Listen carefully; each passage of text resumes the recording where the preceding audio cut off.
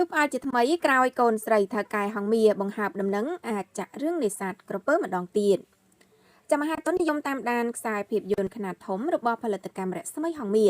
ច្បាស់ជាបានជ្រាបមកហើយពីវិសាលភាពនៃភាពល្បីល្បាញខ្ទោខ្ទានៃភាពយន្តនេសាទក្រពើចាស់ដែលមានការនិពន្ធនិងដឹកនាំដោយអាយដាមម៉ៅអយុធចាការលោកនឹងមានជីវិតភាពយន្តខ្នាតធំនេសាទក្រពើនេះដែរបានចាក់បញ្ចាំងតាំងពីកំឡុងខែតុលាឆ្នាំ2005មកម្ល៉េះចាជាការពិតណាបើទោះជាភាពយន្តនេសាទក្រពើបានចាក់បញ្ចាំងតាំងពីកំឡុងឆ្នាំ2005មកក្តី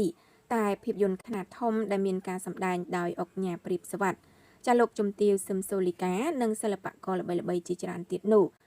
ចានៅមិនទាន់បាយធ្លាយសាច់រឿងជាសាធារណៈនៅឡើយនោះទេពលគឺភាពយន្តនេសាទក្រពើត្រូវបានចាក់បញ្ចាំងតែនៅក្នុងរោងភាពយន្តតែប៉ុណ្ណោះចាយ៉ាងណាមិញរំលងផុតអស់រយៈពេលជាច្រើនឆ្នាំហើយនោះស្រាប់តែថ្មីនេះលោកស្រីអឹងគឹមលៀងចាកូនស្រីថៅកែផលិតកម្មរស្មីហងមាបានបង្ហោះសារគួរឲ្យចាប់អារម្មណ៍មួយនៅលើ Facebook ចាដោយលោកស្រីបង្ហើបចង់សុំឪពុកឲ្យចាក់បញ្ចាំងភាពយន្តនេសាទក្រពើម្ដងទៀតចាក្នុងនោះលោកស្រីអឹងគឹមលៀងបានរៀបរាប់ថា